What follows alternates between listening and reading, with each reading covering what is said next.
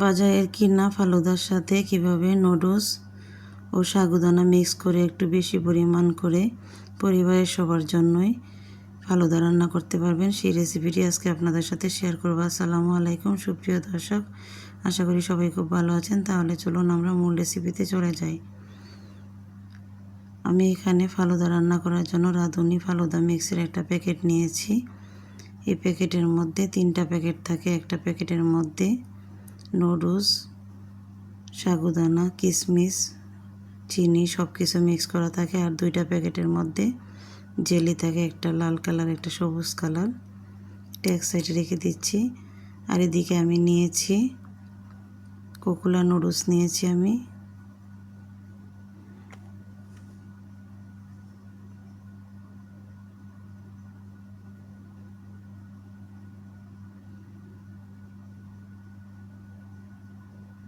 এই কোকুলা নুডলসটাই ফালুদার সাথে মিক্স করব, তাই নিয়েছি।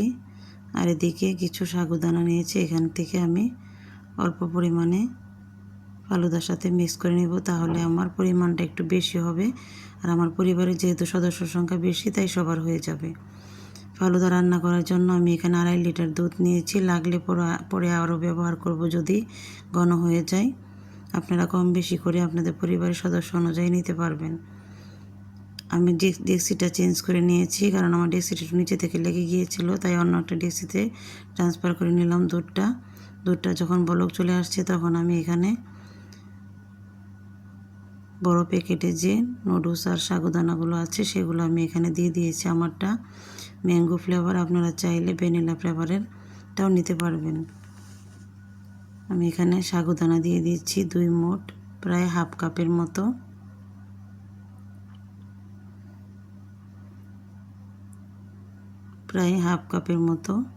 দিয়ে দিচ্ছি কোকুলা নুডলস। আমার যেহেতু পরিবারের সদস্য সংখ্যা বেশি, তাই আমি একটু বেশি করে রান্না করব, তাই আমি মিক্স করছি। আপনারা চাইলে যে পরিমাণটা আছে প্যাকেটে সেই পরিমাণ অনুযায়ী রান্না করতে পারবেন। সেই ক্ষেত্রে 1 কেজি দুধ নেবেন প্রথমে, পরে লাগলে আরও ব্যবহার করবেন। এখানে আমার সাগুদানা আর নুডলসের মিশ্রণটা খুব সুন্দরভাবে সিদ্ধ হয়ে গিয়েছে এবং ঘন হয়ে গিয়েছে। আমি একটু অফ ক্যামেরায় অল্প পরিমাণ হাফ কাপ চিনি ইউজ করেছি, কারণ আমার মিষ্টিটা একটু কম লেগেছে যেহেতু আমি অ্যাড করেছি, তাই আপনারা মিষ্টিটা কম বেশি করে নিতে পারবেন। এদিকে আমি জেলোটা ব্যবহার করছি, রান্না করে নিচ্ছি। তাই চুলায় একটা ডেক্সি বসিয়ে হাফ কাপ পানি দিয়ে দিয়েছি। এখানে লাল কালারটা ব্যবহার করছি। আগে লাল কালারটা বানিয়ে নিব। কালারটা আমার কাছে একদম হালকা মনে হয়েছে, তাই আমি একটু রেড ফুড কালার দিয়ে নিচ্ছি। এটা অপশনাল, চাইলে আপনারা যে কালারটা আছে সেই কালারটাও বানাতে পারবেন। আমার কাছে একটু কড়া কালার লাগবে, তাই আমি এই কালারটাই দিলাম, একটু ব্যবহার করলাম। হয়ে গিয়েছে। যখন এরকম বলক চলে আসবে, কিছুক্ষণ জাল করে নেওয়ার পরে আমি একটা প্লেটে ঢেলে নিয়েছি। এটা ঠান্ডা হতে থাকে। এদিকে আমি সবুজ কালারটা বানিয়ে নেব। একই পরিমাণ পানি নিয়েছি আর এখানে দিয়ে দিব সবুজ কালারটা। এই কালারটা ঠিক আছে, এখানে আমি কালার ব্যবহার করব না, তাই এটা জাল করে নিব।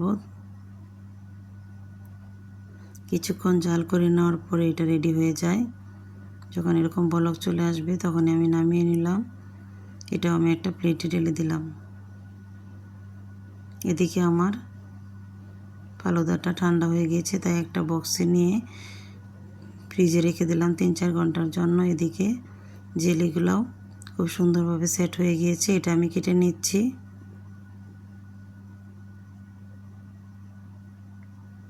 আমি স্কোয়ার শেপে কাটছি, আপনারা চাইলে যে কোনো শেপে কেটে নিতে পারবেন।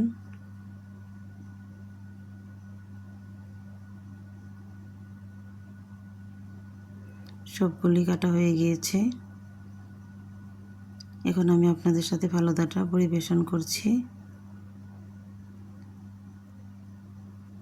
যদি আপনাদের পরিবারের লোকজন বেশি থাকে আর যদি ফালুদা বেশি রান্না করতে হয়, তাহলে 2 প্যাকেট রান্না না করে 1 প্যাকেটের মধ্যে 1 প্যাকেট দিয়ে এভাবে দুধ একটু বেশি দিয়ে নুডলস আর সাগুদানা মিক্স করে আপনারা পরিবারের সবার জন্য রান্না করতে পারবেন।